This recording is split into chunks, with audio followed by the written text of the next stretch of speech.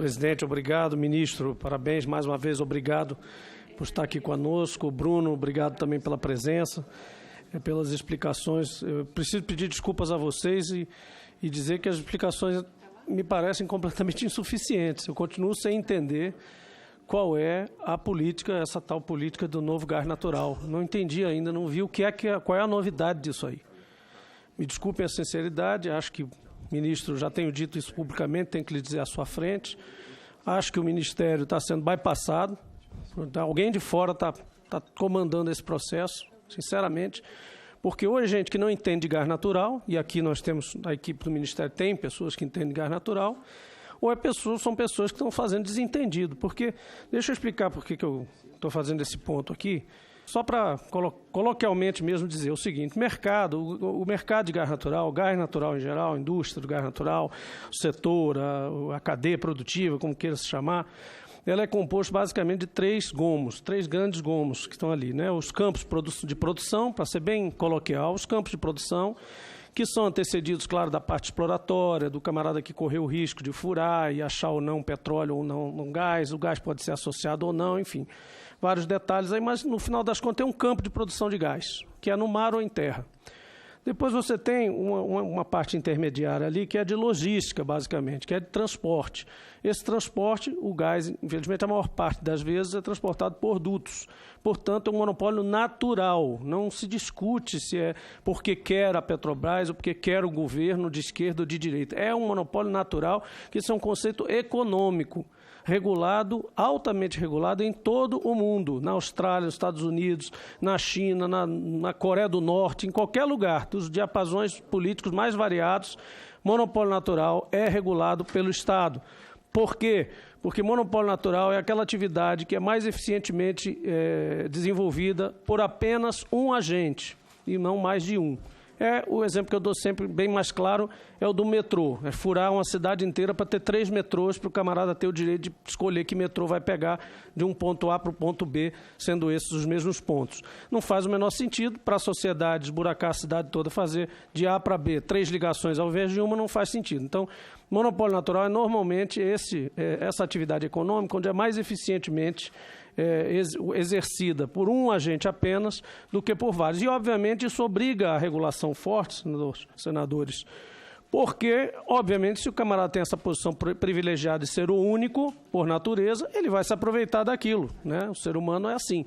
Naturalmente, vai botar um preço mais alto, etc. Por isso, este tipo de atividade é altamente regulada. Então, esse miolo ali, fora o GNL, que é uma coisa à parte, aí que transforma o gás numa commodity mundial, hoje em dia, isso é uma tecnologia mais recente, e então faz com que o gás tenha mercados regionais, onde você não chega com GNL, e mercados parcialmente globalizados, mas não totalmente, porque a maior parte do volume do gás Brasil, por exemplo, é consumida de gás nacional ou de gás importado por terra via monopólios naturais de gasodutos.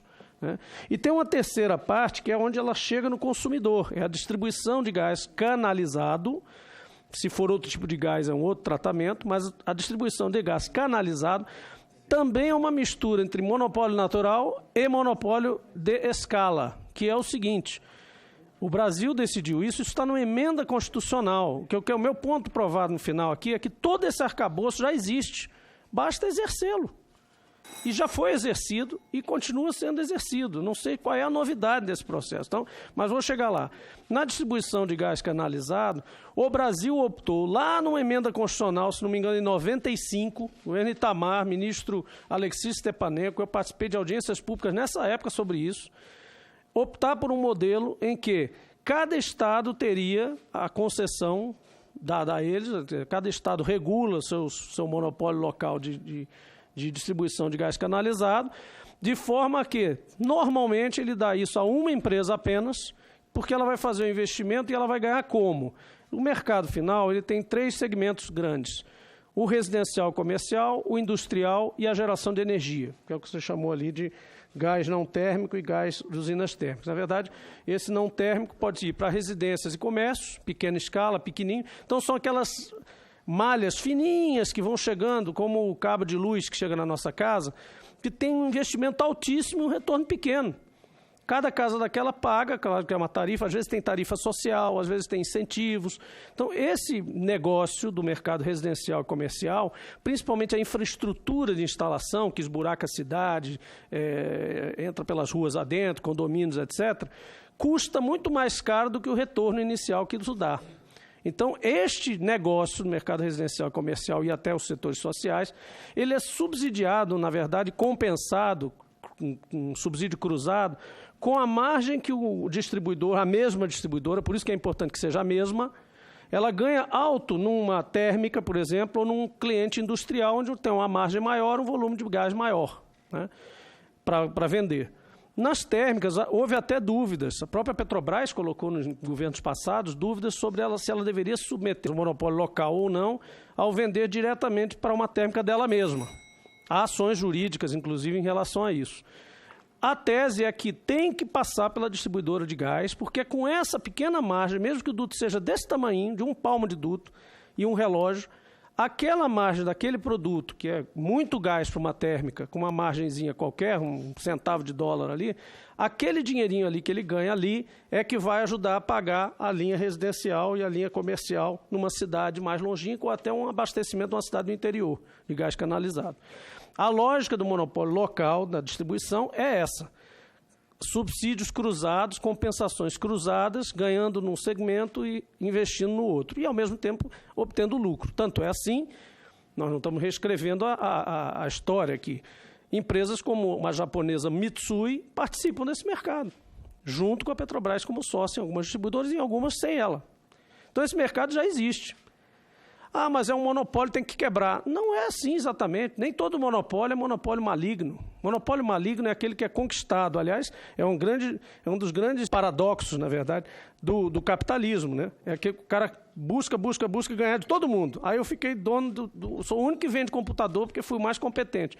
Aí o órgão antitruste tem que vir quebrar meu monopólio porque eu fui competente. Quer dizer, é um paradoxo, mas é do exercício empresarial e da regulação empresarial mundial, desde o truste da Standard Oil, que é assim. Ele foi muito bem sucedido, genial, acumulou todas as operações de petróleo dos Estados Unidos na época, antes do automóvel existir, sob a égide de uma empresa só, e o governo foi lá e quebrou aquele monopólio.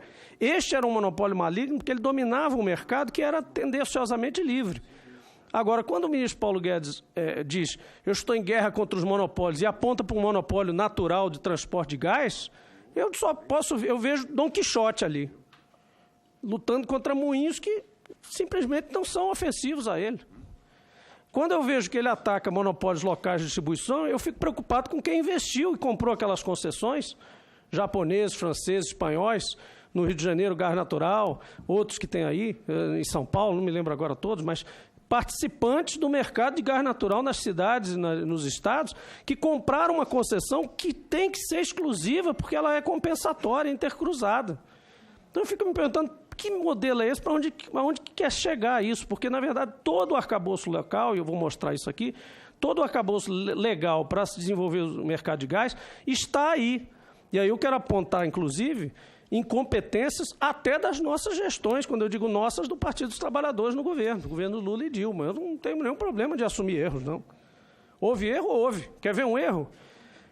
Os nossos governos, tanto Fernando Henrique, final da lei do petróleo em 97, todos Lula e Dilma nunca conseguiram resolver a questão da capacidade cheia dos dutos da Petrobras. Se estava cheia, ou a ANP tinha poder para dizer, vá lá e faça um concurso aberto, isso tudo está em lei, está em portaria, já existe, está escrito. Está escrito lá, eu menciono aqui, lei do petróleo, artigo 56, artigo 65, não vou ler para não cansá-los, mas é só procurar. Portaria 115, que eu mencionei outro dia, e li aqui, de 2000, que prevê que a ANP pode, inclusive, arbitrar tarifas para entrar no gasoduto do outro. Então, tinha o seguinte impasse, para ser bem coloquial. Alguém ia lá e dizia assim, Petrobras, quero entrar no seu duto, você é dona desse duto. Por exemplo, os que foram vendidos agora malogradamente em relação à TAG. Ela pedia aquele acesso. A Petrobras dizia, está cheio meu duto. Ela tem duas opções regulatórias. Ou manda fazer um concurso aberto para chamar para nova capacidade de investimento, ou diz assim, você está mentindo, eu vou mandar uma delegação e vou provar que você está mentindo, você não está usando o duto todo e você tem que deixar o fulano de tal que está produzindo gás entrar. tinha problema nenhum, isso está tudo posto, essas leis existem, acabou-se existe. O que eu estou espantado é como é que alguém chegou agora, de ontem, entrou no trem andando e disse, não, vamos mudar tudo, agora vai botar para quebrar, o gás não se desenvolveu. Realmente não se desenvolveu, talvez por erros nossos também, mas erros que são corrigíveis com o que já está posto. Para que vender a malha de duto da Petrobras do Nordeste inteira? Não tenho nada contra a empresa que comprou, Engie, todos participaram no processo, tal, todo lá aparentemente legítimo, com várias contestações, vai haver judicialização, vai haver um monte de problema, porque foi errado esse processo. Por que a Petrobras tinha que fazer isso? Porque a Petrobras é dominante. E se fosse a da Shell, você ia fazer isso? Se a rede, a NTS e a TAG fossem da Shell, por alguma razão histórica, é da Petrobras, porque a Petrobras foi monopolista durante não sei quantas décadas, que foi construída pelo Estado brasileiro. Mas se fosse a Shell, a gente ia lá pegar e dizer, não, vai vender isso aí para alguém outro? Não, ia obrigar a entrar no acesso e a Shell ia continuar operando seus dutos lá no Nordeste. Vendeu para o monopólio privado. Quem garante que se você não teve competência, Estado brasileiro, para regular o livre acesso ao duto, quando você tinha duas instâncias, como acionista da Petrobras e como agência reguladora, agora, sem ser acionista majoritário da empresa que opera, quem garante que você, só com poder regulatório que nunca foi exercido, vai fazer isso?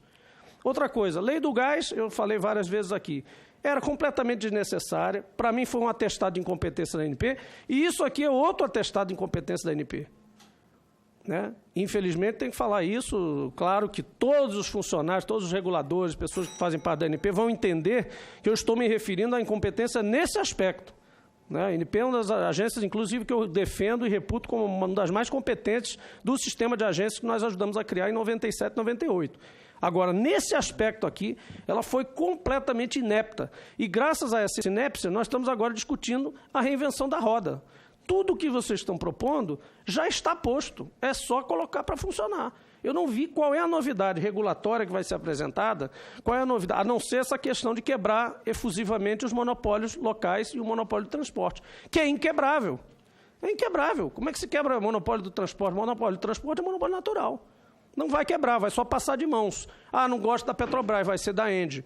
Não gosto mais da Engie, agora vai ser da Shell. Isso não resolve o problema. O que resolve o problema é regulá-lo, é forçá-lo a dar passagem para os outros operadores, quem quer que seja, o importador de gás ou o produtor local ali de gás. Bem. Isso funciona desta forma. Então, eu queria entender isso, né, qual é realmente a novidade, para a gente poder até ter um embate. Não consigo nem criticar, porque eu não vi qual é a novidade.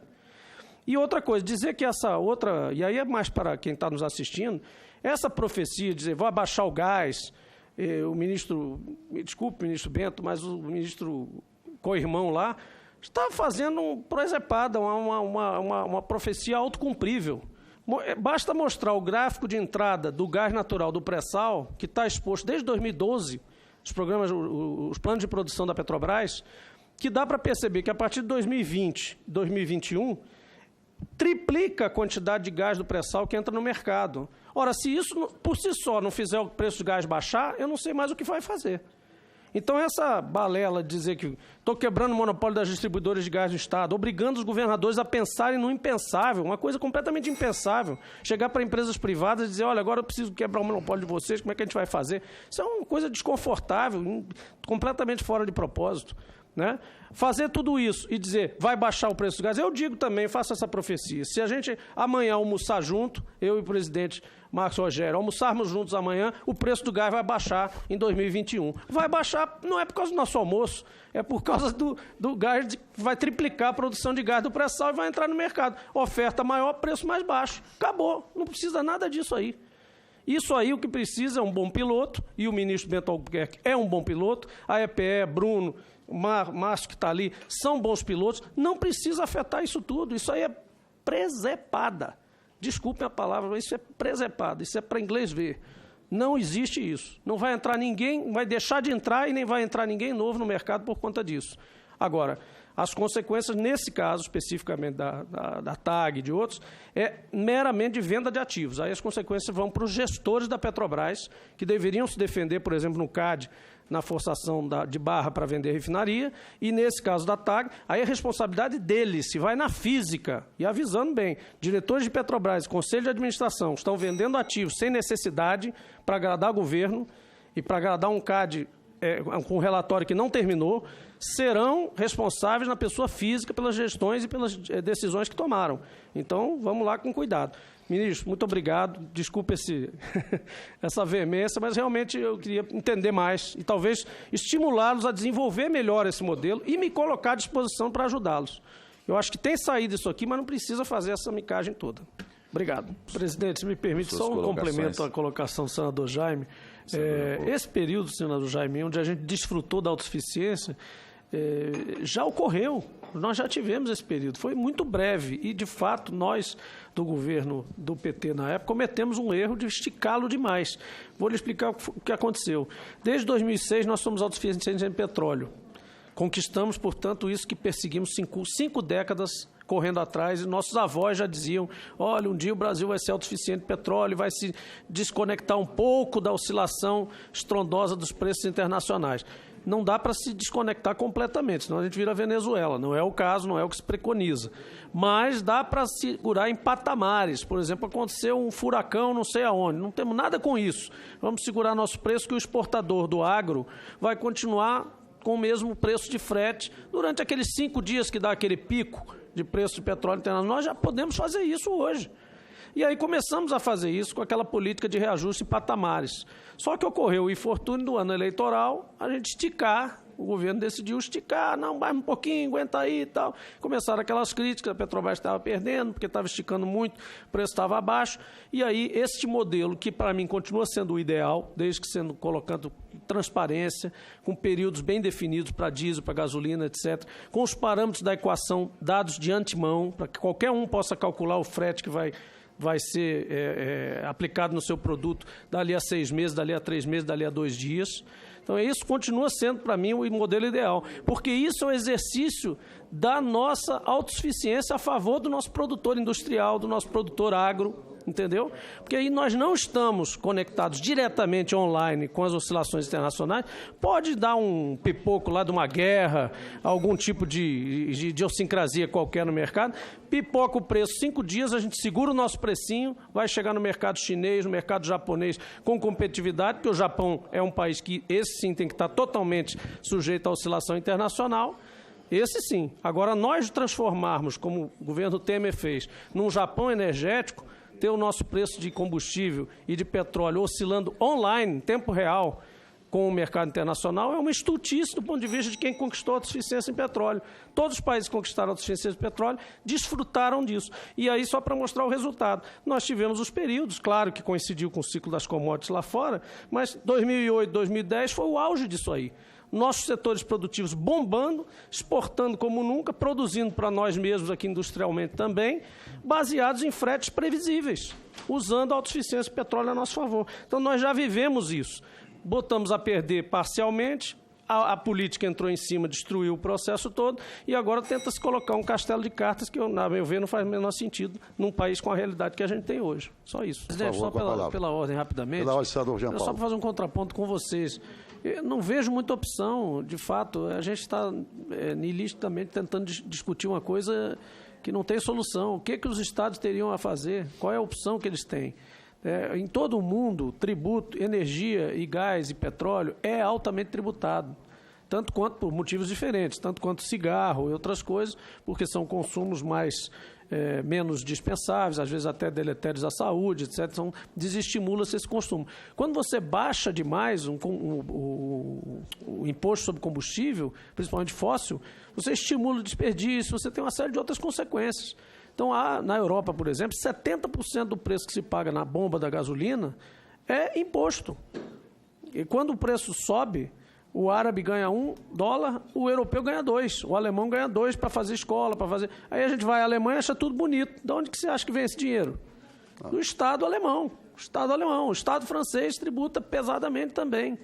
Então, vamos repensar, tirar da caixa esses mantras que nós estamos usando, porque eles também, para o mundo empresarial, podem ser extremamente prejudiciais. Toda a vida a gente defende mercado livre em tudo, veja o exemplo. E agora está aí o agro e o setor industrial prejudicados por um discurso exacerbado sobre mercado no combustível. Nós não estamos exercendo a nossa vantagem de ser autossuficientes e estamos prejudicando a competitividade dos nossos setores exportadores. Só não vê quem não quer. Só não vê quem não quer. Então, esses mantras a gente tem que ter cuidado ao repeti-los. Estados não tributam vorazmente gasolina, diesel, etc. Isso é uma consequência da nossa política tributária errada. Então, vamos fazer reforma tributária. Agora, que opção tem um estado como o Rio Grande do Norte, um estado como o próprio Rio de Janeiro? São produtores de petróleo, etc. E tal. Tem royalties, tem tudo isso. Mas se eles não tivessem essa receita, o que é que fariam? O que é que os estados fariam? Onde eles tributariam? Então, temos que pensar nisso também, antes da gente sair repetindo, às vezes, uma coisa ou outra que acaba sendo um tiro no pé.